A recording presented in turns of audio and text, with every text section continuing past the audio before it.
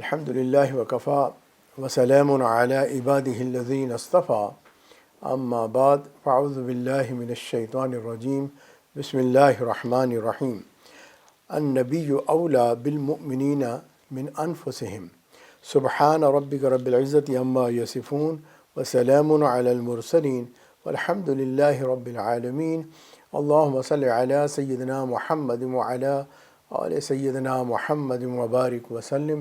اسرار رحمت کے آج کے اس پروگرام میں ہم محبت رسول صلی اللہ علیہ وسلم کے تقاضوں کے بارے میں بات کریں گے۔ محبت ایک ایسی چیز ہے جو اللہ تعالیٰ نے اس کو مخلوق کے اندر بانٹ دیا، اور صاف ظاہر ہے کہ انسان مخلوق میں اشرف ہے، سب سے افضل ہے، لہٰذا انسانوں میں اس محبت کو خاص طور پر بانٹا۔ اللہ تعالیٰ خود محبت فرماتے ہیں، اور اس دنیا کو، اس کائنات کو جو بنایا گیا، انسان کو بنایا گیا، اس کے پیچھے وجہ بھی وہ حب تھی، محبت تھی، جو اللہ تعالیٰ کی چاہت تھی کہ اللہ تعالیٰ نے اس بات کو پسند فرمایا، چنانچہ اللہ تعالیٰ نے ساری مخلوقات کو بنا دیا۔ تو محبت کائنات کو پیدا کرنے کا، مخلوق کو پیدا کرنے کا سبب بن گیا۔ چنانچہ محبت بڑی قیمتی چیز ہے، بہت اہم چیز ہے، اور اللہ تعالیٰ نے اپنے محبوب کو، جس کو محبت دی، اس کو بھی محبت کرنا ان کے اندر بھی داخل فرما دیا، یعنی کہ ان کے مزاج میں اس چیز کو شامل فرما دیا۔ کہا کہ نبی اکرم صلی اللہ علیہ وسلم کو مومنین اپنی جان سے بھی زیادہ پیارے ہیں۔ تو محبت اتنی شدید نبی صلی اللہ علیہ وسلم کو اللہ تعالیٰ نے عطا کر دی۔ اب یہ محبت انسانوں میں بانٹی گئی، اور اس میں سب سے زیادہ حصہ ماں کو ملا۔ ماں کے اندر فطرتاً محبت ہوتی ہے۔ وہ بچی جو کسی کا خیال نہیں رکھتی، جب اس کی اولاد ہو جاتی ہے، وہ اپنے بچے سے شدید پیار کرتی ہے، اس کے لیے ساری رات جاگتی ہے، دن کو بھی کام کرتی ہے، پہلے اس کو کھلاتی ہے، بعد میں خود کھاتی ہے، اور اس کے آرام کا، اس کی ہر چیز کا خیال رکھتی ہے۔ اگر بچے کو ذرا تکلیف ہو جائے، بیمار ہو جائے، ماں تڑپ جاتی ہے۔ باپ بھی محبت کرتا ہے، لیکن ماں کی مثال دی جاتی ہے کہ وہ محبت کرتی ہے، اس لیے ماں کا حق بڑھ جاتا ہے۔ باپ سے 3 گنا زیادہ ماں کو یہ حق ملتا ہے، اور محبت یہ قیمتی چیز ہے۔ چنانچہ اس محبت سے متعلق پہلے تھوڑا سا سمجھ لیتے ہیں۔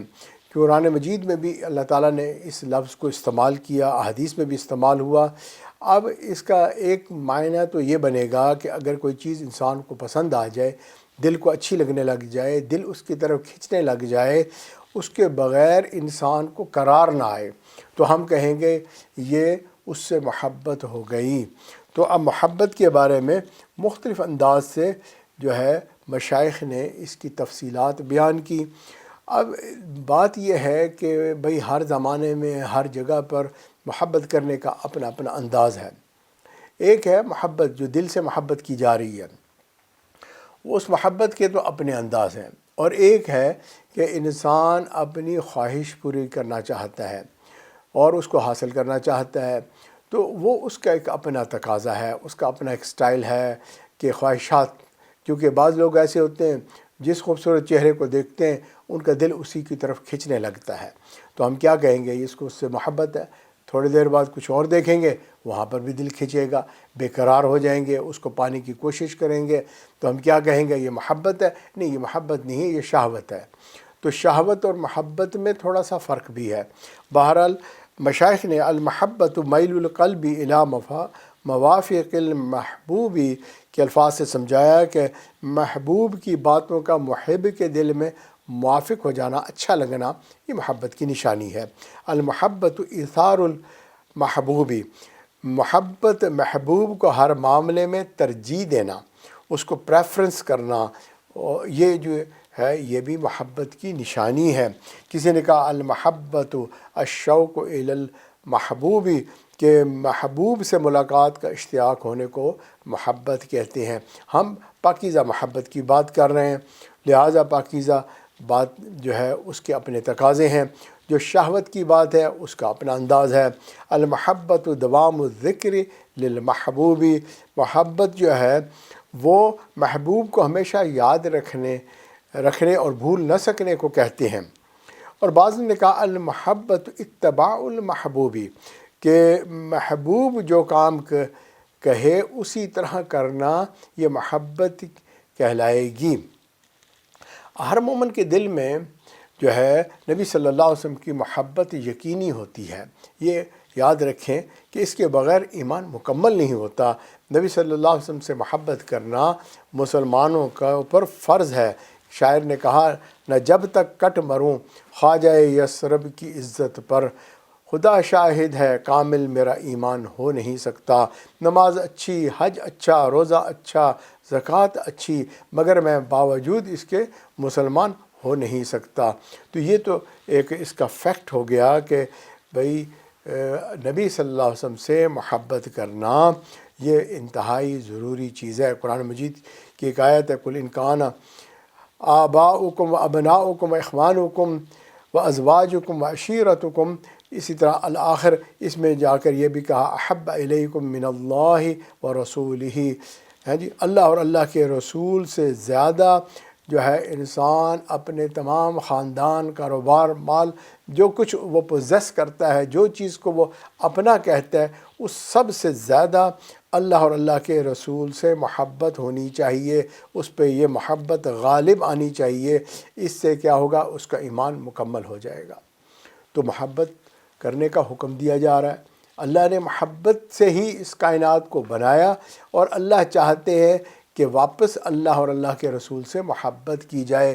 یحبہم و یحبونہ، اللہ انسانوں سے پیار کرتے ہیں، ایمان والوں سے پیار کرتے ہیں، متقی لوگوں سے محبت کرتے ہیں، اللہ کو وہ اچھے لگتے ہیں، اور جو ہے متقی اور جو ہے نیک لوگ، ایمان والے، اللہ تعالیٰ سے اسی طرح پیار کرتے ہیں۔ یہ وائس ورثہ والی بات ہے کہ محبت ایک طرف نہیں، دونوں طرف ہے۔ تو چنانچہ اب ایک حدیث پاک میں ہے احب اللہ لما یغدوکم من نعمہ، کہ فرمایا کہ اللہ رب العزت سے محبت کرو۔ کیوں کریں؟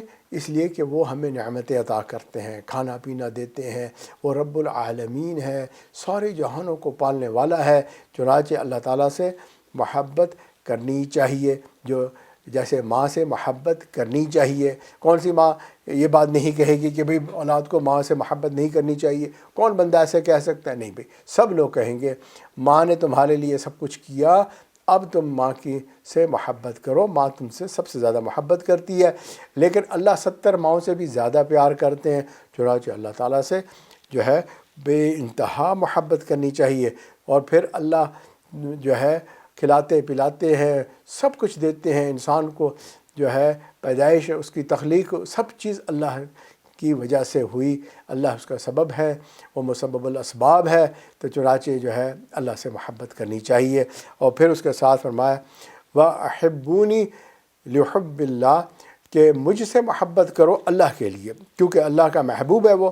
نبی اکرم صلی اللہ علیہ وسلم سے اللہ تعالیٰ محبت کرتے ہیں۔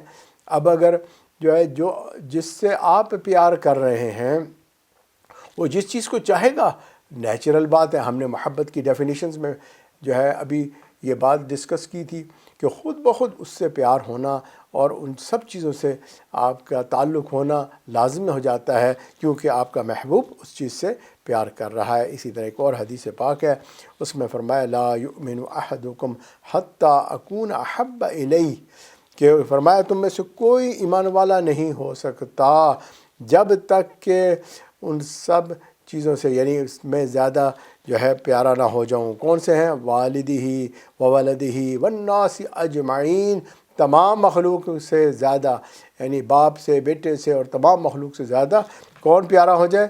اللہ کا محبوب جو ہے وہ پیارا ہو جائے۔ اسی طرح ایک اور حدیث پاک میں فرمایا ثلاثن، کہ 3 چیزیں من کن فیہ، جس میں ہوں گی وجد حلاوت الایمانی، اس نے ایمان کی حلاوت کو محسوس کر لیا۔ ایمان کا ایک مزہ ہے، ایک تعلق کا ایک مزہ ہے، عبادت کا اپنا ایک مزہ ہے۔ ہمیں زبان کے مزے آتے ہیں، ہمیں سننے کے مزے کانوں کے آتے ہیں، ہے جی، ہمیں باقی اعضاء کے مزے آتے ہیں، لیکن یہ دل کا مزہ جو ہے یہ ایمان لانے سے آتا ہے، اللہ سے تعلق جوڑنے سے آتا ہے، نبی سے محبت کرنے سے آتا ہے۔ تو یہ جو ہے کہا کہ 3 چیزیں، ان میں سے ان یکون اللہ ورسولہ احب الیہ مما سواہما، کہا اللہ اور اس کے رسول باقی ہر چیز سے زیادہ بندے کو محبوب ہو جائیں۔ تو ایک جو ہے شرط ہو گئی، اگر اللہ اور اللہ کا رسول سب سے زیادہ پیارا ہو گیا تو اس کو ایمان کی حلاوت محسوس ہوگی، ایمان کا مزہ آ جائے گا۔ دوسری چیز فرمایا وَأَن يُحِبَّ الْمَرْءُ لَا يُحِبُّهُ إِلَّا لِلَّهِ، اگر کوئی شخص کسی سے بھی محبت کرتا ہے، اب ہم کس سے محبت کرتے ہیں؟ ابھی ہم نے کہا ماں سے محبت، ماں بیٹے سے محبت کرتی ہے، اور اسی طرح بہن بھائی ہیں، دوست احباب ہیں، اور جو ہے آپ کے وطن کے لوگ ہیں، اور اسی طرح کہیں سفر پہ جا رہے ہیں، حج پہ ہیں، عمرے پہ ہیں، لوگ ساتھی ہیں، سب سے پیار ہو جاتا ہے، سب اچھے لگنے لگتے ہیں، لیکن کس وجہ سے؟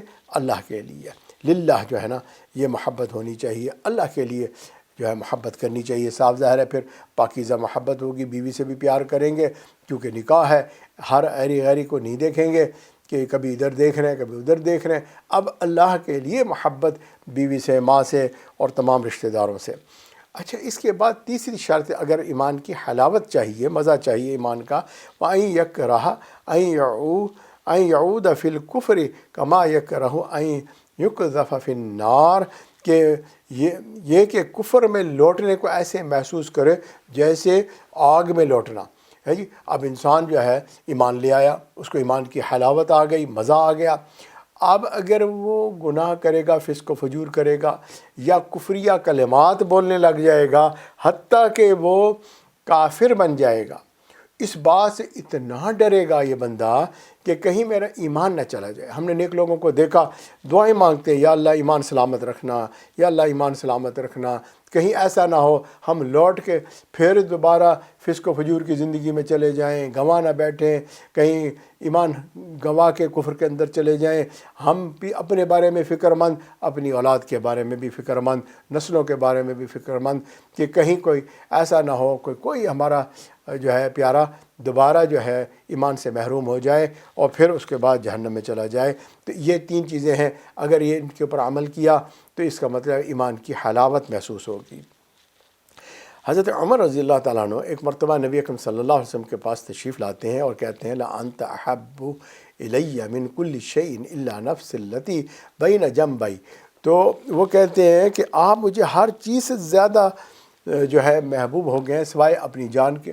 اب صحابہ کا ایک مزاج ہوتا تھا کہ جو ان کی کیفیات ہوتی تھیں وہ اللہ کے نبی صلی اللہ علیہ وسلم کو آ کے بتاتے تھے، جو معاملات ہوتے تھے وہ بھی بتاتے تھے، تاکہ اللہ کے نبی صلی اللہ علیہ وسلم اصلاح فرما دیں اور گائیڈنس مل جائے اور وہ اس کے مطابق اپنے اعمال کو کر لیں۔ تو ماشاءاللہ اب حضرت عمر رضی اللہ تعالیٰ عنہ نے اس وقت اللہ کے نبی صلی اللہ علیہ وسلم سے فرمایا کہ مجھے اپنی جان کے سوا سب سے زیادہ آپ کو پیار ہے، یعنی دنیا میں جو ہے اپنے بعد جو سب سے پریفریبل ہے وہ آپ ہیں۔ اللہ کے نبی صلی اللہ علیہ وسلم فرمایا لَن يُؤْمِنَ أَحَدُكُمْ حَتَّى أَكُونَ أَحَبَّ إِلَيْهِ مِن نَفْسِهِ، کہ اس وقت تک ایمان مکمل نہیں ہوتا جب تک تم اپنی جان سے بھی زیادہ مجھے عزیز نہ رکھو، مجھ سے زیادہ پیار نہ کرو۔ اب آپ دیکھیں جان جو ہے ہم اس کو اللہ کے لیے تھکاتے ہیں، اللہ کے نبی صلی اللہ علیہ وسلم کی سنتوں پہ عمل کرتے ہیں، اپنی جان قربان کرتے ہیں، اس کے لیے بڑی محنت کرتے ہیں، تو معلوم ہوا جان سے بھی زیادہ پیارا جو ہے وہ اللہ اور اللہ کا رسول۔ تو حضرت عمر رضی اللہ تعالیٰ عنہ نے جب یہ بات سنی تو فوراً اپنے مائنڈ اینڈ ہارٹ کو چینج کر لیا، فرمانے لگے والذی انزل الیک الکتاب لانت احب الی من نفس التی بین جنبی، کہ اس ذات کی قسم جس نے آپ پر کتاب نازل فرمائی، کیونکہ نبی صلی اللہ علیہ وسلم تو اپنی طرف سے یہ بات نہیں کہہ رہے تھے، اللہ کی طرف سے کہہ رہے تھے، ایمان جو ہے ہم تو اللہ پہ لے کر آئے اور نبی صلی اللہ علیہ وسلم پہ لے کر آئے، لیکن گائیڈنس کہاں سے آئی؟ اللہ سے آئی۔ تو چنانچہ جب انہوں نے یہ گائیڈ کیا تو فرمایا اب مجھے آپ میری جان سے بھی زیادہ عزیز ہو گئے۔ یہ مائنڈ سیٹ کرنے والی بات تھی۔ فوراً نبی صلی اللہ علیہ وسلم فرمایا الآن یا عمر، اب بات جو ہے نا بن گئی، یہ آپ نے بات مکمل کر دی کہ ایمان جو ہے اب آپ اس پہ لے آئے۔ اسی طرح ایک صحابی جو ہے وہ فرماتے ہیں کہ نبی صلی اللہ علیہ وسلم کے پاس آئے اور کہا متی الساعۃ، کہ قیامت کب آئے گی؟ تو اللہ کے نبی صلی اللہ علیہ وسلم نے پوچھا کہ کیا تیار کر رکھا ہے؟ فرمایا میرے پاس تو کچھ نہیں، نہ میں تو کوئی عمل ایسا نہیں دیکھتا جو اللہ کی شان کے مطابق ہو۔ ہاں ایک بات ہے ولکنی احب اللہ و رسولہ، میں آپ کو اور اللہ کو بہت پیار کرتا ہوں۔ اللہ کے نبی صلی اللہ علیہ وسلم نے فوراً کہا انت مع من احببت، تم جو ہے قیامت کے دن اسی کے ساتھ ہوگے جس سے تم محبت کرتے ہو۔ صحابہ کرام کو اس بات سے اتنی خوشی ہوئی کہ وہ نبی صلی اللہ علیہ وسلم سے اللہ سے محبت کرتے ہیں، چنانچہ قیامت کے دن ہم ان کے ساتھ ہوں گے، کیونکہ ان کو اس بات کی فکر تھی کہ اللہ کے نبی تو اعلیٰ مقام پر ہوں گے اور ہم کہاں ہوں گے، ہم تو اس طرح سے بن ہی نہیں سکتے۔ چنانچہ وہ کہتے تھے کہ اگر جنت میں بھی چلے جائیں گے اور آپ کو نہیں دیکھیں گے، بڑی نعمتیں ہوں گی مگر مزہ نہیں آئے گا۔ جب اللہ کے نبی صلی اللہ علیہ وسلم فرمایا المرء مع من احبہ، کہ بندہ جو ہے اس سے ساتھ ہوگا جس سے اس کو محبت ہوگی، تو بھائی اب ہمیں سوچنا چاہیے کہ ہم کس کے ساتھ ہیں، کس سے محبت کر رہے ہیں، کس کے ساتھ ہم اٹھیں گے، قیامت کے دن ہمارا معاملہ کس کے ساتھ ہوگا۔ دل پھینک عاشق بننے کی ضرورت نہیں ہے، بلکہ سمجھ کے ساتھ محبتیں اپنی کریں تاکہ دنیا آخرت میں کامیابی پا جائیں۔ اللہ اور اللہ کے رسول سے محبت کرنا یہ ایک ایمان کا حصہ ہے، اور کلمہ پڑھنے کے بعد ہمارے دل میں اللہ اور اللہ کا رسول سب سے زیادہ جو ہے سما جائے، اللہ اور اللہ کے رسول کی محبت ہمارے اوپر چھا جائے۔ تو یہ ایک اہم بات ہم جو ہے وقفے سے پہلے سن چکے، پڑھ چکے، سمجھ چکے، اور اب یہ ہے کہ بھئی دعویٰ جب کرتا ہے کوئی بندہ، کہتا ہے کہ آپ سے میں بہت پیار کرتا ہوں، تو اگلا پوچھ سکتا ہے کہ جب آپ کہہ رہے ہیں کہ آپ مجھ سے بہت پیار کرتے ہیں، میں اس بات کو کیسے مان لوں؟ آپ نے یہ بات کہی، اچھا بھئی بیوی بھی خاوند سے کہتی ہے، خاوند بھی دل ہی دل میں سوچتا ہے کہہ تو رہی ہے، لیکن پتہ نہیں کیا چیز ایسی ہے جس کی وجہ سے یہ دعویٰ کر رہی ہے۔ اور یا پھر یہ ہوتا ہے جو محبت کرنے والے میاں بیوی ہوتے ہیں ان کو پتہ ہوتا ہے کہ بھئی واقعی جو ہے نا یہ مجھے دل سے چاہتی ہے، میں اس سے دل سے پیار کرتا ہوں۔ بیوی بھی سمجھتی ہے، خاوند بھی سمجھتا ہے۔ کیسے سمجھتے ہیں؟ اس لیے کہ وہ اس کے رہن سہن کٹھے آپس میں معاملات کرنے سے یہ بات واضح ہو جاتی ہے کہ واقعی یہ محبت کرنے والا جوڑا ہے۔ اور اگر خاوند جو ہے چیٹ کرتا پھرتا ہو تو بیوی کہے گی کہ بھی خام خواہ جھوٹ بول رہے ہو۔ بیوی جو ہے اسی طرح اگر خاوند کے مال پیسے کے اوپر اس کی نظر ہو، اس کو اڑاتی ہو اور خاوند کو کہتی ہو میں آپ سے بہت پیار کرتی ہوں، وہ بھی جانتا ہوتا ہے کہ بھئی نظر تو اس کی میرے مال پر ہے، اس کی فرمائشیں آج اگر میں پوری نہ کروں تو پھر دیکھو یہ کتنی محبت کرتی ہے، اس کی بات ذرا نہ مانوں تب پتہ چل جائے گا کہ یہ حقیقت میں کیا کرتی ہے۔ تو بھئی اس طریقے سے جو ہے پہچان ہو جاتی ہے کہ سچی محبت ہے، یہ جھوٹی دعوے ہیں۔ آئیے ہم دیکھتے ہیں کہ نبی اکرم صلی اللہ علیہ وسلم سے محبت کرنے کے جو ہے کیا تقاضے ہیں، جس سے یہ ثابت ہوگا کہ واقعی ہم نبی صلی اللہ علیہ وسلم سے محبت کر رہے ہیں یا نہیں کر رہے۔ تو اس میں پہلی چیز ہے توقیرہ و تقدیرہ علیہ الصلاۃ والسلام، کہ اللہ کے حبیب کی عزت اور ان کا احترام دل میں ہو۔ ہے جی، اللہ بڑے ہے، اللہ اکبر، ہے جی، ایسی کیفیت دل میں آ جاتی ہے، اللہ اکبر، اللہ بہت بڑے ہیں، اللہ بہت بڑے ہیں۔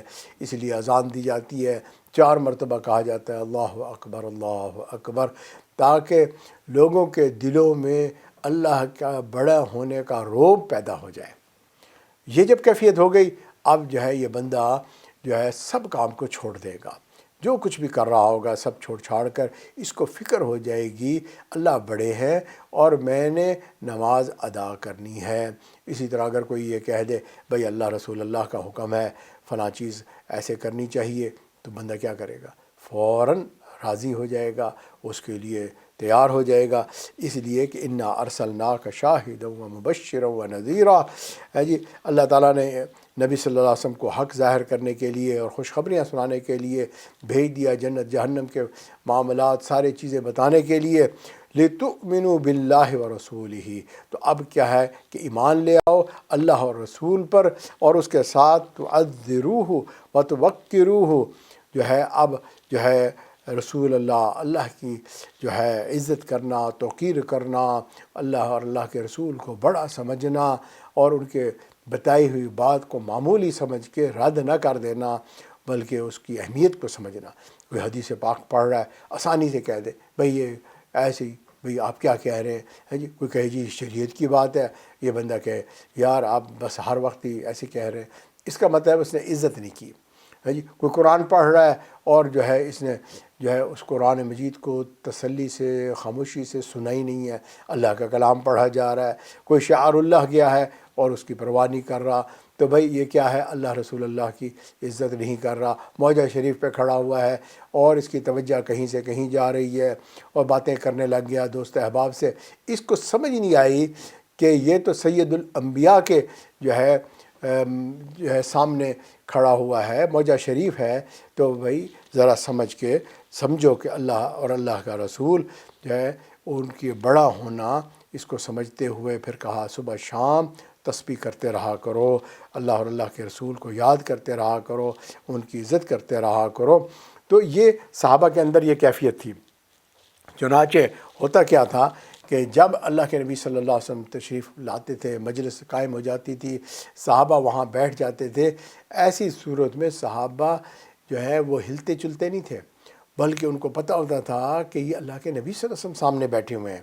چنانچہ وہ بڑی عزت کے ساتھ، احترام کے ساتھ آپس میں جڑ کے اس طرح سے بیٹھ جاتے تھے کہ اگر پرندے اگر آئیں ان کے سروں پر بیٹھ جائیں تو وہ سمجھیں گے کہ شاید یہ کوئی درخت کی ٹہنی ہے، کوئی مینار ہے، کوئی اور چیز ہے، زندہ چیز نہیں ہے، بلکہ جو ہے ایسی ساکت قسم کی کوئی چیز ہے جو وہاں پر رکھی ہوئی ہے جس پہ آگے پرندے بھی بیٹھ جائیں۔ تو یہ مثال دی جاتی تھی صحابہ کے بارے میں کہ وہ اس طرح سے محبت کیا کرتے تھے۔ اور دوسری بات یہ ہے کہ بھئی آج کے دور میں ہمیں چاہیے کہ جب حدیث پاک پڑھی جاتی ہے اور حدیث پاک کا درس دیا جاتا ہے تو ہم بھی اسی طرح بالکل بیٹھ جائیں کہ جیسے اللہ کے نبی صلی اللہ علیہ وسلم کی محفل میں صحابہ بیٹھا کرتے تھے۔ ہم تو اس قابل ہی نہیں ہے کہ ہم اس محفل میں بیٹھتے۔ اللہ نے ہمیں اس دور میں پیدا کیا، چنانچہ اگر ہم یہ خیال کر لیں کہ اللہ کا کلام پڑھا جا رہا ہے اور نبی اکرم صلی اللہ علیہ وسلم کی حدیث بیان کی جا رہی ہے اور بالکل ہم ساکت ہو کر بیٹھ جائیں تو سبحان اللہ، تو ہم اس کا مطلب ہے اللہ اور اللہ کے رسول کی عزت کر رہے ہیں۔ تو یہ ہمیں اپنے اپنے دلوں میں اس بات کو سمجھنا چاہیے۔ دوسری چیز آ جاتی ہے، اس کو کہتے ہیں عدم التقدیم بین یدیہ وغض الصوت عندہ۔ اس میں دو باتیں کہی گئیں کہ اپنی آواز کو جو ہے وہ نبی صلی اللہ علیہ وسلم سے بلند نہ کرو اور آپ صلی اللہ علیہ وسلم کے سامنے پیش قدمی نہ کرو، وہ آپ سے بڑھ کر آگے جو ہے نہ چلنا شروع کر دو۔ دو چیزیں ہیں۔ اب پیش قدمی والی بات تو جو ہے صحابہ کرام کے زمانے میں جب اللہ کے نبی صلی اللہ علیہ وسلم چلتے تھے، صحابہ پیچھے پیچھے چلتے تھے، ایک قدم بھی آگے نہیں بڑھاتے تھے، کبھی بھی آگے بڑھنے کی کوشش نہیں کرتے تھے۔ اللہ کے نبی صلی اللہ علیہ وسلم کے جو ہے وہ پیچھے پیچھے رہتے تھے۔ اسی طرح دوسری بات ہے کہ جب یہ حکم آ گیا کہ اللہ کے نبی صلی اللہ علیہ وسلم کے سامنے آواز کو بلند نہ کرو، تو اب صحابہ جن کی آواز قدرتاً جو ہے بلند تھی، وہ اتنے خاموش رہنے لگ گئے کہ کہیں ایسا نہ ہو کہ ہماری آواز جو ہے وہ اللہ کے نبی صلی اللہ علیہ وسلم سے آگے ہو جائے۔ تو یہ تو اس دور کی بات ہوگی۔ آج ہم کیا کریں گے؟ بھائی موجہ شریف پہ جب حاضری ہو تو اپنی آواز کو اونچا نہ کریں۔ مسجد نبوی کے اندر کسی قسم کا شور جو ہے شرابہ نہیں کرنا چاہیے۔ اس چیز کا تمام حجاج کرام جو حج عمرے کے لیے جاتے ہیں ان کو چاہیے کہ توجہ فرمایا کریں۔ اور دوسری چیز یہ ہے کہ بھئی جب جو ہے نبی صلی اللہ علیہ وسلم سے متعلق کوئی بات ہو رہی ہو تو پھر یہ نہیں ہے کہ اس کے مقابلے میں اپنی رائے دے دینا، یہ پیش قدمی ہے جی، اور اس کو کہیں گے اپنی آواز کو بلند کرنا ہے جی۔ تو اب کیا ہوتا ہے کہ سنت تو ہے نہیں، لیکن اس نے اپنی طرف سے کسی چیز کو بڑا بنا لیا ہے جی۔ تو جب اس کو بڑا بنا کر پیش کر رہا ہے تو بھئی اگر نبی صلی اللہ علیہ وسلم نے نہیں کہا تم پیش قدمی کر رہے ہو، آگے بڑھنے کی کوشش کر رہے ہو ہے جی۔ تو جو بات نہیں سمجھائی بتائی گئی تم بڑھ کے کیسے کہہ رہے ہو؟ نہیں جی یہ بڑے ادب والی بات ہے، یہ جی بڑی پیاری بات ہے جی، یہ میرے ذہن میں یہ آ گئی، یا میں نے یہ بات فلاں سے سن لی۔ نہیں بھائی نہیں، آپ وہی کام کریں جو اللہ کے نبی صلی اللہ علیہ وسلم نے بتایا، اور اپنی آواز کو خواہ نبی صلی اللہ علیہ وسلم کے فرمان سے بڑھانے کی کوشش مت کریں، کیونکہ یہ غلطی والی بات ہو جائے گی۔ اسی طرح اب جو ہے تیسری بات ہے اعظام جمیع اسبابہ و اکرام مشاہدہ و امکنتہ من مکہ و مدینہ۔ مکہ و مدینہ نبی صلی اللہ علیہ وسلم کے ساتھ نسبت رکھنے والی جو چیزیں ہیں ان کا بھی اکرام کرنا، کہ یہ جو ہے مکہ اور مدینہ دو ایسے مقام ہیں جہاں نبی صلی اللہ علیہ وسلم کی زندگی گزری ہے اور قرآن مجید نازل ہوا ہے۔ وہاں پر اللہ تعالیٰ نے اس کو تمام جہانوں سے بزرگی عطا فرمائی ہے، اس کو بلد امین کہا ہے۔ یہ یہاں امانت کی جگہ تھی۔ قرآن مجید اللہ کی امانت جو ہے، آخری کتاب ہے، اللہ کا کلام ہے، یہیں پر نازل ہوا، اور یہ وہ مقام ہے جہاں پر نبی اکرم صلی اللہ علیہ وسلم کی ولادت ہوئی، اور اس کے بعد جو ہے آپ نے یہاں سے مکہ سے مدینہ ہجرت فرمائی، اور آپ کی آخری جو آرام گاہ ہے وہ مدینہ منورہ بنا، جہاں آج بھی آپ جو ہے موضع شریف پہ جاتے ہیں اور وہاں سلام پڑھتے ہیں، آپ کی قبر مبارک وہاں پر ہے۔ تو اس وجہ سے ان دونوں شہروں کو بے انتہا عزت حاصل ہو گئی، کیونکہ اللہ کا محبوب یہاں پر ان کے قدم لگے ہوئے ہیں۔ پتہ نہیں کون سی گلی ہوگی، کون سی مقام ہوگا جہاں اللہ کے نبی گزرے ہوں گے۔ ہمیں چاہیے کہ وہاں ان کی گلیوں میں جب گزرتے ہیں تو خیال رکھنا چاہیے، اور خاص طور پہ حرم کے علاقے جو ہے، چاہے وہ مکہ کا حرم ہے، چاہے مدینہ منورہ کا حرم ہے۔ اب یہ پرانا شہر جو ہے سارا کا سارا مسجد کے اندر داخل ہو چکا ہے، تو صاف ظاہر ہے خوش قسمت ہیں ہم کہ ہم وہاں پر قدرتاً جوتے اتار کر جاتے ہیں، ورنہ ہمارے بڑے جو ہے احتیاط کرتے تھے کہ اس سرزمین پر جہاں نبی صلی اللہ علیہ وسلم کے قدم لگے ہوئے ہیں، کہیں ایسا نہ ہو کہ ہم جو ہے بے وضو اور جو ہے جوتوں کے ساتھ چلے جائیں۔ تو لہٰذا اس چیز کا خیال رکھنا چاہیے، اور مکہ اور مدینہ سے جو بھی چیز جو ہے اٹیچ ہے اس ساری چیز کا بھی دھیان رکھنا چاہیے۔ اب کچھ لوگ جو ہے اس پہ بعض اوقات باتیں بھی کرتے ہیں کہ بھئی میڈ ان چائنا کا مال ہے اور وہ مکہ اور مدینہ سے خرید کے آئے ہیں اور یہ اس کا احترام کر رہے ہیں اور بڑے خوش ہو رہے ہیں۔ بھئی جو کچھ بھی ہے یہ وہاں سے چھو کے آ گیا، ہمارے لیے یہ ہے محترم ہو گیا۔ حاجی بھی تو وہاں پر گیا ہے اور اللہ کے ہاں اس کا بھی عزت اور احترام بڑھ گئی، تو وہ تو صاف ظاہر ہے زیادہ عزت پا کے آیا۔ وجہ کیا تھی؟ اس نے مکہ اور مکرمہ اور مدینہ منورہ اس کی زیارت کر لی ہے، لہٰذا اللہ نے اس کو عزت عطا فرما دی۔ ایسی جو چیزیں وہاں پر ہے، اچھا وہاں سے کھجور لاتے ہیں تو بھائی اس کی احترام ہوتا ہے، کہتے ہیں کہ یہ جی اجوا کھجور آئی ہے جس کا ذکر اللہ کے نبی صلی اللہ علیہ وسلم نے کیا۔ تو اس طرح سے ہمیں چاہیے جب ہم وہاں جائیں وہاں کے رہنے والوں کا احترام کریں، وہاں کی چیزوں کا احترام کریں، وہاں کی ہر سسٹم سے پیار کریں۔ یہ نہیں ہے کہ بھئی یہ کیا ہے، یہ کیا ہے، یہ یہاں پر پولیس والے کھڑے یہ کرتے ہیں وہ کرتے ہیں۔ آپ کا کوئی تعلق نہیں ہے کہ آپ ان چیزوں کو زیر بحث لائیں، بلکہ آپ کا کام ہے کہ آپ اللہ اور اللہ کے رسول کی وجہ سے اس جگہ سے پیار کریں۔ وہاں کے پہاڑوں کو دیکھتے ہیں، وہاں اس طرف جب نظر جائے، چاہے وہ پہاڑ جو ہے ہرا کا ہے، ثور کا ہے یا احد کا پہاڑ ہے، یہ سارے جبال جو ہے جس پہ نبی صلی اللہ علیہ وسلم کے پاؤں لگ گئے ہیں، اب ہمارے لیے یہ بہت ہی عزت والے ہو گئے ہیں اور ان کے تذکرے موجود ہو گئے، اور جناب یہ ان کا احترام کرنا اور یہاں پر جانا اور اس محبت کے ساتھ ان کو دیکھنا یہ بے حد ضروری ہے۔ احد کے بارے میں تو نبی صلی اللہ علیہ وسلم نے فرمایا یہ ہم سے پیار کرتا ہے اور ہم اس سے پیار کرتے ہیں۔ ہم بھی جب وہاں جائیں تو ہمیں بھی اس کو اسی محبت کے ساتھ محسوس کرنا چاہیے۔ اچھا اب چوتھا تقاضا جس سے پتہ چلے گا کہ واقعہ ہمیں اللہ کے نبی صلی اللہ علیہ وسلم سے محبت ہے یا نہیں ہے، وہ ہے حب الصحابتی و اہل البیتی، کہ نبی صلی اللہ علیہ وسلم کے جو کمپینینز تھے، آپ کے صحابہ تھے، ان سے پیار کرنا، اور نبی صلی اللہ علیہ وسلم کے اہل بیت سے پیار کرنا، جس کو نبی اکرم صلی اللہ علیہ وسلم نے اب اپنے گھر والا بنا لیا، جن سے انہوں نے نکاح فرمایا۔ تو آپ بتاؤ جن سے اولاد ہوئی، آگے نسل چلی، آپ کی جو ہے اولاد سے اولاد ہوئی، تو بھائی اس سب سے پیار ہونا چاہیے کہ نہیں ہونا چاہیے، ہے نا؟ اور یہ جو ہے انتہائی ضروری چیز ہے، کیونکہ نبی صلی اللہ علیہ وسلم فرمایا اللہ اللہ فی اصحابی لا تتخذوهم من بعد غرضا فمن احبهم فبحبی احبهم، جو میرے صحابہ سے محبت کرے گا وہ محبت کی وجہ جو ہے میں ہوں گا، میری وجہ سے وہ محبت کرے گا، اور جو ان سے جو ہے بغض رکھے گا وہ بھی، اس کا مطلب ہے میرے ساتھ وہ بغض رکھتا ہے، اس لیے جو ہے وہ بغض رکھ رہا ہے۔ لہٰذا آپ نے صحابہ کے بارے میں جو ہے تمام لوگوں کو خاموش رہنے کا حکم دیا کہ ان کے اعمال کے اوپر کوئی بات نہ کی جائے، وہ اللہ کے ہاں مقبول ہو چکے اور وہ نبی کے ساتھی بن چکے ہیں، اور جو ہے ان کے بارے میں عزت اور احترام سے بات کی جائے۔ اب جو بندہ صحابہ کے بارے میں نکتہ چینی کرتا ہو اور اس کو لگتا ہو کہ یہ صحابی نے یہاں پر شاید غلطی کر دی نعوذ باللہ، تو بھائی یہ ساری غلطیاں جو ہے وہ نکال رہا ہے، اس کی وجہ کیا ہے؟ وہ اللہ کے نبی صلی اللہ علیہ وسلم سے محبت نہیں کرتا۔ تو اگر ایسی صورت حال ہے تو توبہ کرنی چاہیے اور فوری طور پر اپنی نیت کو ٹھیک کرنا چاہیے، اپنے الفاظ کو سمجھنا چاہیے اور آئندہ جو ہے پرہیز کرنا چاہیے۔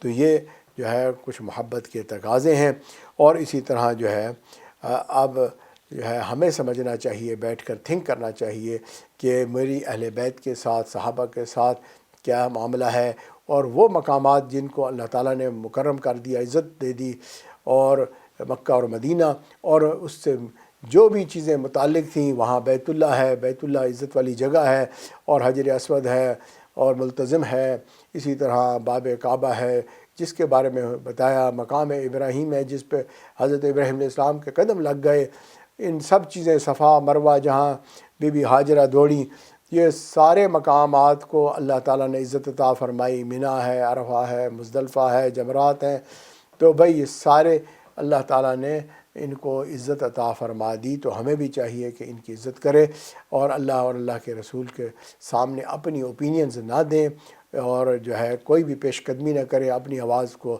جو ہے اللہ اور اللہ کے رسول کے سامنے بلند نہ کرو، اور جو ہے اللہ اور اللہ کے رسول کو ہی بڑا جانو۔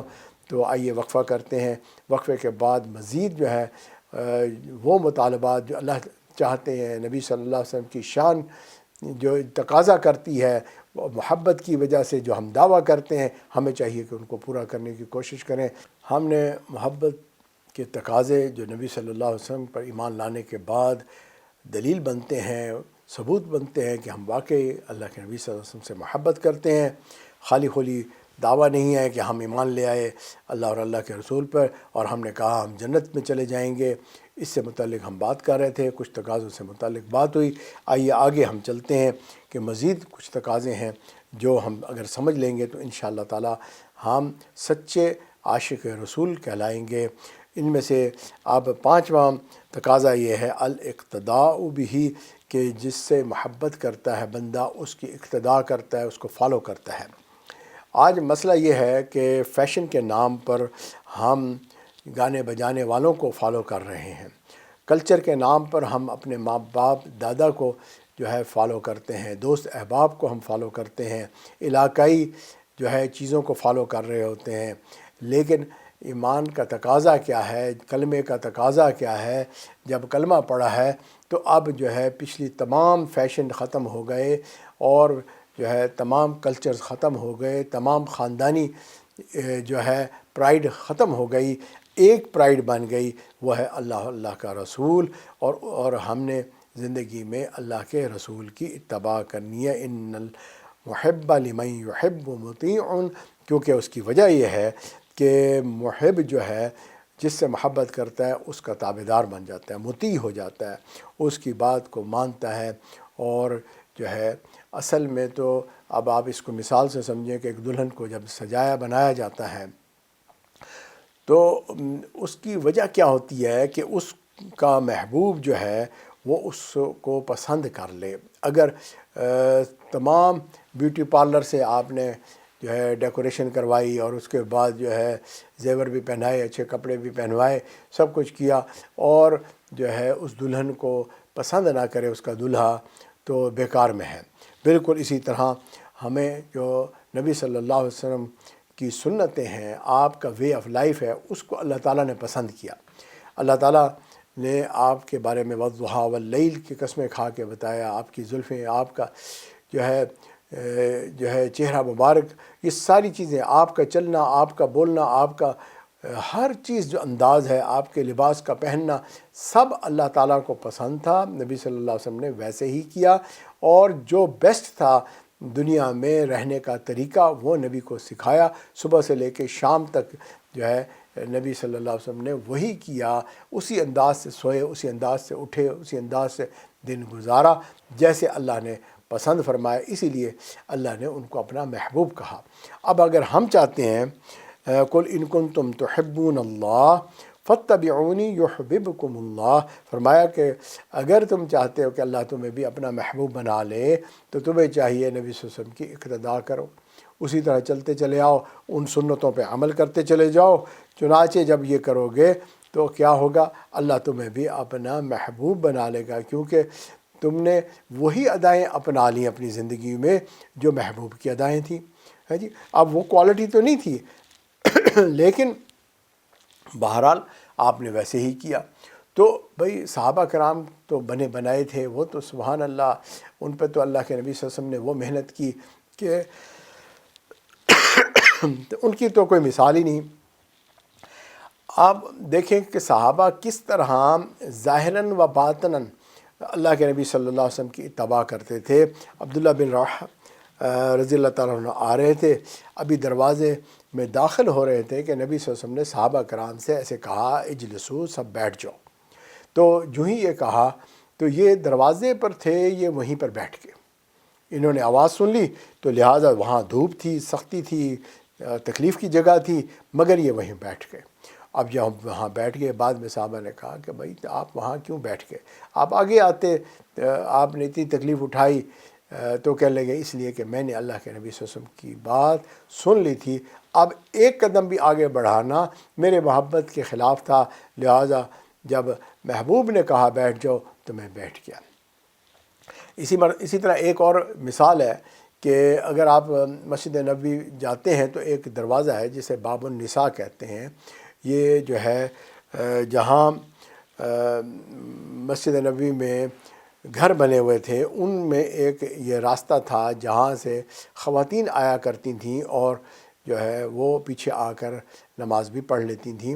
تو اللہ کے نبی صلی اللہ علیہ وسلم نے فرمایا کہ کتنا اچھا ہو کہ ہم اگر اس دروازے کو مکمل طور پہ چھوڑ دیں، یعنی کہ مرد حضرات ادھر سے نہ گزریں، خالص عورتوں کے لیے اس کو چھوڑ دیں، اس لیے اس کا نام باب النساء بن گیا کہ عورتوں کا دروازہ۔ تو یہ جو ہے نبی صلی اللہ علیہ وسلم نے یہ اپنی خواہش کا اظہار کیا۔ اب صحابہ کرام کے بارے میں کہتے ہیں کہ انہوں نے اس کے بعد کبھی بھی اس راستے سے جو ہے وہ نہیں آئے، پوری زندگی گزر گئی، حتیٰ کہ اللہ کے نبی صلی اللہ علیہ وسلم کا وصال ہو گیا اور جو ہے وہ عورتوں کے راستہ بھی وہ ختم ہو گیا۔ اب آج بھی جو ہے اگر آپ دیکھیں گے کہ وہ جگہ ایسی بن گئی ہے کہ جہاں سے جو ہے آپ خواتین نہیں آتی اب، لیکن اس کا نام آج بھی باب النساء ہے، اور میں نے اللہ والوں کو دیکھا، نیک لوگوں کو دیکھا کہ وہ آج بھی وہاں سے نہیں گزرتے۔ وہ کہتے ہیں اللہ کے نبی صلی اللہ علیہ وسلم نے کیونکہ کہا تھا، چنانچہ جو ہے ہم یہاں سے اب نہیں گزریں گے۔ آپ یہ اندازہ کریں یہ کیا چیز ہے نا، یہ کوئی فرض نہیں ہے جی، واجب نہیں ہے، بلکہ یہ محبت کا اظہار ہے کہ اللہ کے نبی صلی اللہ علیہ وسلم نے کہہ دیا اس راستے سے مت گزرو، تو اب ہم یہاں سے نہیں گزریں گے۔ اچھا، جس کو پتہ نہیں ہے وہ بیچارہ گزر جاتا ہوگا، بھئی اس کا پتہ رکھیں گے، ان اداؤں کو اپنائیں گے تو انشاءاللہ تعالیٰ پھر فائدہ بھی ہوگا اور محبت کا اظہار بھی ہوگا۔ چھٹا تقاضا بغض من ابغض اللہ و رسولہ، فرمایا کہ جس کو اللہ اور اللہ کے ساتھ رسول کے ساتھ بغض ہو تو آپ اس کو بھی ڈس لائک کریں۔ اب وہ لوگ جو ہے جو اللہ کے نبی صلی اللہ علیہ وسلم کی سنتوں کو پسند نہیں کرتے، جو اللہ کے نبی صلی اللہ علیہ وسلم کو پسند نہیں کرتے، جیسے کفار نہیں پسند کرتے ہے جی، جو ان پہ نکتہ چینی کرتے ہیں، ان سے متعلق باتیں بناتے ہیں، تو ان کو بھی ناپسند کرنا چاہیے۔ اسی طرح جو منافقین تھے تو ان کے ساتھ بھی صحابہ پسندیدگی نہیں رکھتے تھے، ہے جی۔ رئیس المنافق کا جب جنازہ ہونے لگا، حضرت عمر رضی اللہ تعالیٰ آگے بڑھ کے نبی صلی اللہ علیہ وسلم سے منتیں کرنے لگے کہ اس کا جنازہ مت پڑھائیں، ہے جی۔ تو اس طریقے سے جو ہے ہمیں بھی چاہیے کہ جو نبی اکرم صلی اللہ علیہ وسلم سے پسندیدگی نہیں رکھتا، جیسے ام حبیبہ رضی اللہ تعالیٰ عنہ، ان کے والد ابو سفیان ابھی ایمان نہیں لائے تھے، تو وہ اتفاق سے مدینہ آئے اور بیٹی کو ملنے کے لیے گھر آ گئے۔ تو جب وہ گھر آئے تو بیٹی نے فٹافٹ نبی اکرم صلی اللہ علیہ وسلم کے بستر جو ہے سمیٹ دیا اور ابو سفیان سے کہا کہ خالی چارپائی پہ بیٹھے۔ تو ابو سفیان نے پوچھا یہ کیا ہے؟ تو بھئی جب مہمان آتے ہیں تو بستر بچھاتے ہیں اور آپ نے بستر سمیٹ دیا۔ کہا کہ ہاں، کہ میں نہیں چاہتی کہ جس نے ایمان نہیں لایا وہ میرے محبوب کے بستر پر بیٹھ جائیں۔ تو بھئی یہ محبت کا تقاضا ہے۔ اچھا، اب اگلی بات آ جاتی ہے محبت کے تقاضے میں کثرت ذکر اللہ، کہ وہ جو ہے کثرت کے ساتھ ذکر کرے، ذکر اللہ کہ کثرت کے ساتھ۔ من احب شیئا اکثر ذکرہ، کہ جس سے محبت ہوتی ہے اس سے بندہ کثرت سے اس کو یاد کرتا ہے جی۔ آپ دیکھیں گے اگر کسی کو کسی سے پیار ہو جائے، کسی چیز کو پسند کرتا ہو، وہ خواہ مخواہ اس کی باتیں کرتا رہے گا، اس کا تذکرہ کرے گا۔ اللہ تعالیٰ کو اپنا محبوب پسند تھا، چنانچہ اگر آپ دیکھیں کہ تورات میں، زبور میں، انجیل میں اللہ تعالیٰ نے پچھلی کتابوں میں بھی اپنے محبوب کے تذکرے کیے ہیں جی۔ حالانکہ وہ کتابیں تو نازل ہوئی تھیں پچھلی قوموں پر، اور قرآن مجید میں تو پھر بار بار اپنے محبوب کا تذکرہ کیا، مختلف ناموں سے تذکرہ کیا، مختلف انداز سے، بہت پیار سے اپنے محبوب کی باتیں کی۔ تو بھائی اللہ کا کلام تھا، تو اللہ تعالیٰ جو ہے اپنے محبوب سے پیار کرتے تھے، لہٰذا جو ہے وہ ان کا تذکرہ۔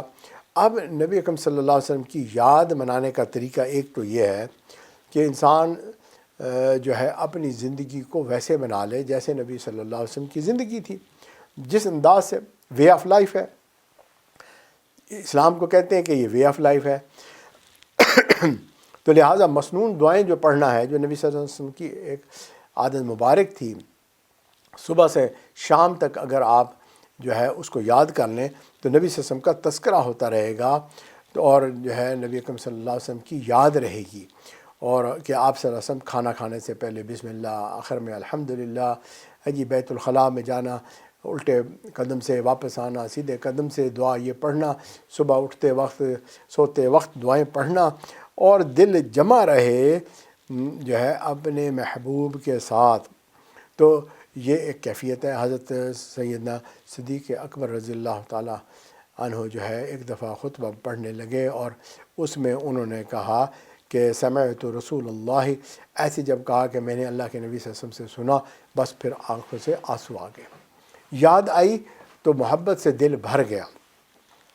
تو یہ کیا چیز ہے؟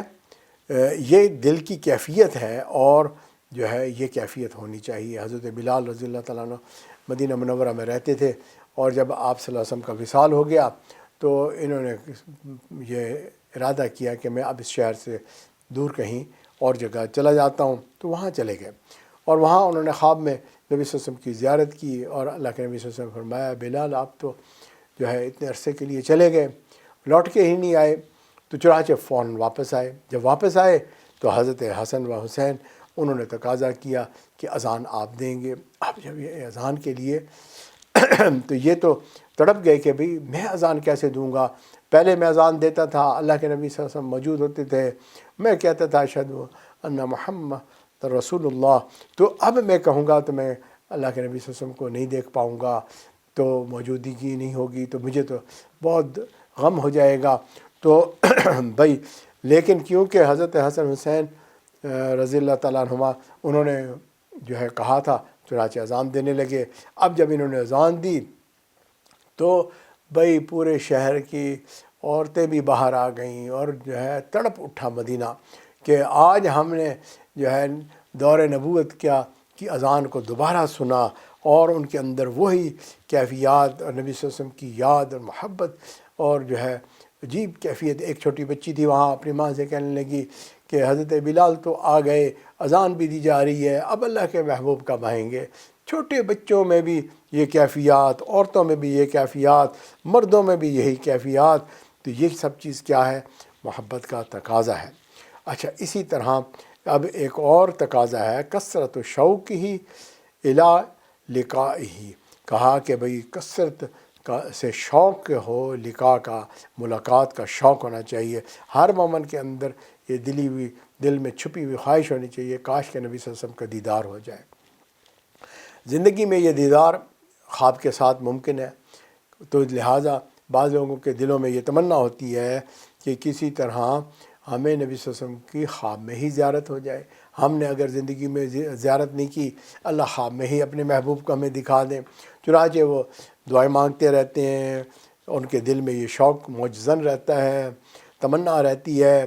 اور اسی طرح اگر بھئی ہم اس قابل نہیں ہیں کہ نبی صلی اللہ علیہ وسلم کی زیارت ہم دنیا میں کر سکیں، تو کم از کم یہ تو ہے کہ ہم ایمان لانے والے ہیں، اور اللہ تعالیٰ ہم کا وعدہ ہے کہ وہ ہمیں جنت میں اپنا دیدار بھی کرائے گا اور نبی صلی اللہ علیہ وسلم کے قدموں میں بھی جگہ عطا فرما دے گا، ہے جی۔ تو ہم نبی صلی اللہ علیہ وسلم کو جو ہے وہاں جا کے دیکھ لیں گے، وہاں جا کے مل لیں گے، تو لہٰذا یہ محبت دل میں ہونی چاہیے۔ اور اللہ کے نبی صلی اللہ علیہ وسلم جو ہے وہ فرمایا کرتے تھے کہ جو ہے جو محبت کرنے والے بعد میں آئیں گے، اللہ ان سے مجھے جلدی ملوا دینا۔ صحابی نے پوچھا کہ وہ کون ہوں گے؟ تو فرمایا بھئی محبت کرنے والے صحابہ تو ہیں، لیکن وہ لوگ جو ہے سینکڑوں سالوں کے بعد آئیں گے، اور وہ فقط علماء سے تذکرے سنیں گے، جیسے ابھی ہم اس وقت تذکرہ کر رہے ہیں۔ ان کے دل میں اتنا شوق ہو جائے گا کہ اگر وہ اپنا سارا مال اور اولاد کو بیچ کے بھی نبی صلی اللہ علیہ وسلم کی زیارت کے لیے آنا چاہے تو وہ تڑپ جائیں گے اور آئیں گے، اور اللہ کے نبی صلی اللہ علیہ وسلم سے جو ہے ملاقات چاہیں گے۔ تو بھئی یہ بھی ایک تقاضا ہے۔ اسی طرح اب نواں تقاضا یہ ہے کہ امت محمدی اس سے بھی پیار ہونا چاہیے، کیونکہ اللہ کے نبی صلی اللہ علیہ وسلم کو اپنی امت سے بہت پیار تھا اور غم تھا کہ سب لوگ جنت میں چلے جائیں۔ تو چنانچہ بھئی کوئی ایسا عمل نہ کریں جس سے دوسرا امتی گناہ گار ہو جائے اور جہنم میں جا پہنچے۔ اس سے اللہ کے نبی صلی اللہ علیہ وسلم کو تکلیف ہوگی، غم ہوگا۔ لہٰذا سب سے زیادہ پیاری بات ہے کہ ہم عمل بالمعروف کریں، نہیں عن المنکر کریں، پیار سے سمجھائیں، بتائیں، اور سب کو نیکی کے اوپر جما دیں۔ اگر ہم یہ کریں گے تو انشاءاللہ تعالیٰ جو ہے نبی صلی اللہ علیہ وسلم کی امت جو ہے وہ جنت میں چلی جائے گی۔ یہ نہ سوچیں کہ یہ آدمی گناہ گار ہے، خطا کار ہے، مسلمان ہے، کافر ہے۔ سب سے پیار کرو، سب کے لیے خیر خواہی کرو، سب کو جو ہے جنت کے لیے بلاؤ۔ اللہ اور اللہ کی محبت، اللہ اور اللہ کے رسول کی محبت ان کے دلوں میں پیدا کرو۔ 10واں اور آخری تقاضا یہ ہے کہ بھئی نبی صلی اللہ علیہ وسلم پہ کثرت سے درود پڑھو، کثرت الصلاۃ والسلام جو ہے، کیونکہ اللہ تعالیٰ بھی نبی صلی اللہ علیہ وسلم پہ جو ہے درود بھیجتے ہیں، ملائکہ بھی بھیجتے ہیں، انسانوں کو بھی اجازت دی۔ تو چنانچہ جتنا ہو سکتا ہے درود پڑھیں۔ ایک صحابی نے پوچھا کہ میں جو ہے اللہ کے نبی صلی اللہ علیہ وسلم پہ بہت درود پڑھتا ہوں، کہ تو مجھے پتہ ہونا چاہیے کہ کتنا پڑھنا چاہیے۔ تو اب جو ہے انہوں نے کہا میں تیسرا حصہ پڑھتا ہوں۔ اللہ کے نبی صلی اللہ علیہ وسلم نے فرمایا اس سے بھی زیادہ پڑھو۔ کہا اچھا میں آدھا کر دوں گا۔ آپ نے فرمایا اور زیادہ کر دو، اجر ملے گا۔ انہوں نے کہا جی اچھا بھئی میں 3 حصے درود پڑھوں گا، باقی جو ہے ذکر اذکار کروں گا دوسرے۔ اب ہمیں اس سے بھی بڑھا دو۔ تو پھر صحابی کہنے لگے اب میں فقط ہر وقت درود شریف ہی پڑھتا رہوں گا۔ حضرت علی فرماتے تھے کہ اگر ہمیں نبی صلی اللہ علیہ وسلم نے باقی ذکر اذکار نہ سکھائے ہوتے تو ہم واقعی ہر وقت درود شریف ہی پڑھتے رہتے، ہے نا۔ لیکن استغفار بھی کرنا ہے، کلمہ بھی پڑھنا ہے، درود شریف بھی پڑھنا ہے، تو بھئی اور بھی ذکر اذکار ہیں، سبھی کرنے ہیں، لیکن دل میں تڑپ ہونی چاہیے کہ کاش کہ میں بہت زیادہ درود شریف پڑھنے والا بن جاؤں۔ اللہ ہمیں عمل کی توفیق عطا فرمائے۔ یہ محبت اگر ہمارے دل میں ہوگی تو ہم واقعی اللہ اور اللہ کے رسول سے محبت کرنے والے کاؤنٹ ہوں گے، اور ورنہ خالی جھوٹے دعوے کرنے والے ہوں گے۔ اللہ ہمیں جھوٹے دعووں سے بچائے اور سچا عاشق رسول بنائے۔ وآخر الدعوانا ان الحمد للہ رب العالمین۔